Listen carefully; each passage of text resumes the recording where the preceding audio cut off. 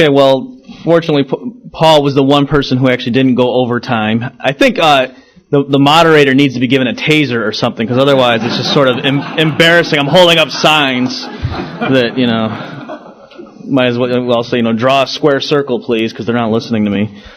Okay, let me I was originally going to leave time for Q&A. I don't think we're going to handle it. Let me just go through and comment on these papers. Obviously, in 10 minutes, 9 minutes now, I'm not going to be able to do these papers justice, so let me just say a few observations for each one. For Guido's paper, there, he's touching on at least two very important things. One is just the whole concept. What was he doing? He's talking about he wants to discuss the value, what's contributed by the existence of financial markets. And people take that for granted, but it's driving me crazy with the analysis of the financial crisis right now when people keep talking about using this phrase, like, now, hopefully we thought we could contain it, but it's spreading to the real economy, right? And I alluded to that in an earlier session, but when you think through what that means, it's really scary that they're thinking the financial markets don't have that much to do with, or you could build a firewall in between the allocation of capital and, the real stuff going on.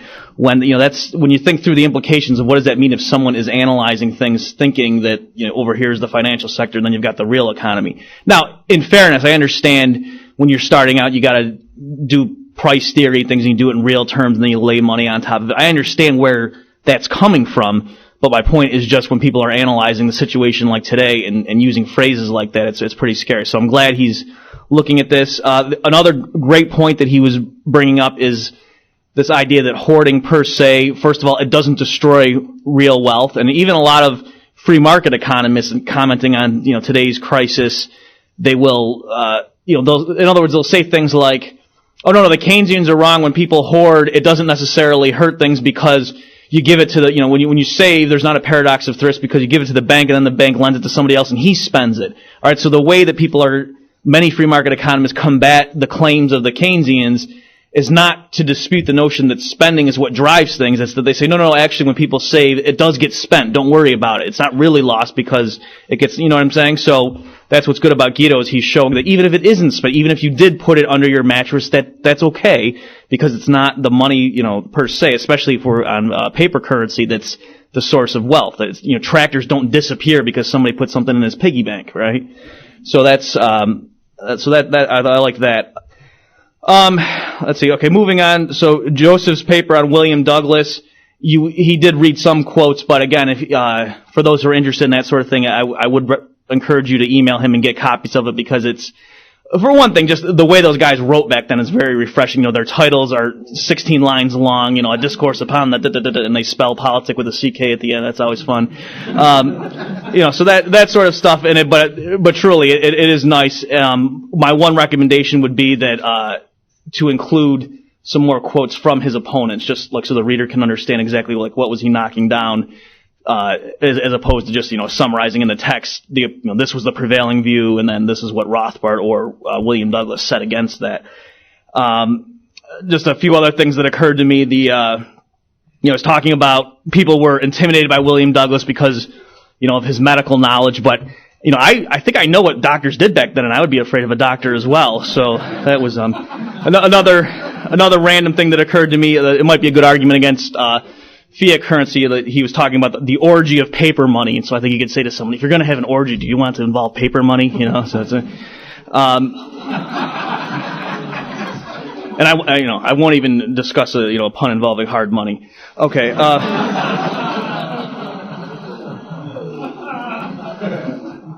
Okay. It's a good thing I don't have much time. Let's go on to Paul Swick's paper. The best thing about his paper was the abstract, which, literally, I'm not making this up, just says, this paper examines something that's kind of cool. That's the abstract. And, now that's actually probably not good in terms of getting it placed in a mainstream journal, because demonstrated preference, they obviously don't like papers that discuss something that's kind of cool, so I think Muslims say it's not for us. Seriously, one thing I would like Paul to either, explain, or maybe he can tell me afterward, or explain this paper. This issue, this is a serious issue, in the Austrian literature as well. This issue of it's relevant right now, were Lionel Robbins and Hayek, were they, responsible for worsening the Great Depression, right? And there's quotes, if you know Brad DeLong, that name, he's a guy who's done some history of thought work on this, and he's real big on, you know, the crazy Republicans right now are just like the crazy Austrians back in the 30s, and what those people were doing back then was saying that, you know, no, the recession or the depression's good for us, you know, it penalizes us for the sins of the 20s with the Fed's expansion, and, you know, you need liquidation. And so DeLong's point is Hayek was just like the caricature of Mellon, you know, liquidation, and DeLong's saying, and even Milton Friedman recognized that this is crazy, all right? And then, so what Larry White, among others, has done is to go back and show that, well, it's actually pretty nuanced what's going on there, that there's a distinction between talking about, you know, not inflating or correcting the excesses of the male investments during the boom versus the sort of on top of that additional disturbances caused by the fact that there's a contraction of the money supply. When people panic during the boom, they pull their money out of the banking system. And so what I was always a little bit unclear on is this all just due to the fractional reserve banking system? In other words, if we had 100% reserves, would it be possible to still have a secondary contraction? And so that's something I was never quite clear on. Or because you could imagine, even if there were 100% reserves, if everyone's just afraid and so they don't spend, and so it's not really like a rational fear, it's just in general we're afraid. So it's not just because, I took out loans and my business grew more than it should have, but you can imagine even people who are running productive businesses, even with 100% reserves, it could just be this general panic, and maybe that's why your business gets hurt. Is that also, you know, would Hayek say the government should expand to counteract that? Or is it merely to counteract the fact that when people pull reserves out of a fractional reserve system, the whole money supply has to shrink because of the reserve requirement? Okay, finally, with Paul Prentice's remarks, again, a very important topic, and I've been noticing, maybe many of you have seen this too, that people, and at first they're joking, but they're not really joking. Like, it's getting more and more serious, where people will say things like, you know, I'm not, you know, you see comedians, I've seen comedians say things like this, you know, so my credit card company keeps calling me, you know, saying I owe them all this money, and I just say, oops, haha, and, you know, the eyes kind of track, and then they'll go into, but seriously, you know, they're bailing out all these Citigroup and all these things, and so why should I pay it? And they'll go on riffs, and people are like, yeah. And, you know, they have a legitimate point. Or I know people that are considering they're underwater and they're going to walk away from an expensive mortgage. And, you know, and you don't want to, you know, judge people like this, but you just let it say, well, you sure, you know, do you need to? And things like that. And they'll say, well, you know, all these other people are being bailed out, you know, so why shouldn't I do that? And so, like I said, in the beginning, it was sort of jokes, and people make, you know, when's my bailout coming? But I mean, it really is, more and more people are talking like that. And I think it's very true that it erodes the confidence, the belief in property rights, and the sort of stigma against just violating contracts and stealing from people when the government's doing it right in front of your face and just so clearly, nakedly giving out tons of other people's money to groups because they're politically powerful.